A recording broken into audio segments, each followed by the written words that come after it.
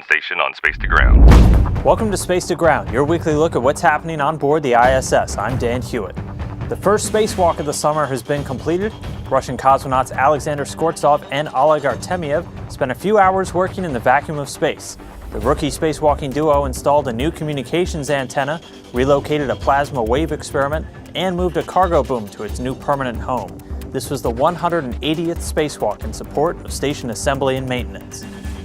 World Cup fever has swept up everyone both on and off the globe. And much like the stadiums in Brazil, there's no shortage of flags being waved on board the ISS in support of home countries.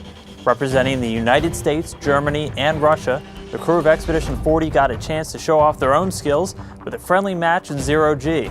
You can follow along and check out some of the great photos taken by the crew of the host cities and their stadiums on nasa.gov/World Cup. There's some familiar but explosive action in station science this week with the return of BASS-2. Standing for the burning and suppression of solids, BASS looks into better understanding how different fuel sources burn in microgravity. The lessons being learned will help improve fire safety on future space flights, guiding engineers in selecting safe construction materials, and helping astronauts to develop firefighting techniques.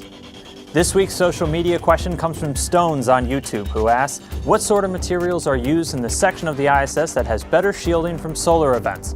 Well, fortunately, the station's sheltered from a lot of harmful radiation by the Earth's magnetic field, but there are a few spots where the crew can get extra protection. The crew quarters and the Harmony module are lined with lead bricks, which help block out any harmful radiation.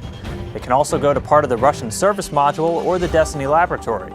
Both of these areas have equipment and water tanks, which serve as a great buffer to any potentially hazardous particles. Make sure to keep sending your questions and comments using the hashtag #SpaceToGround. See you next week.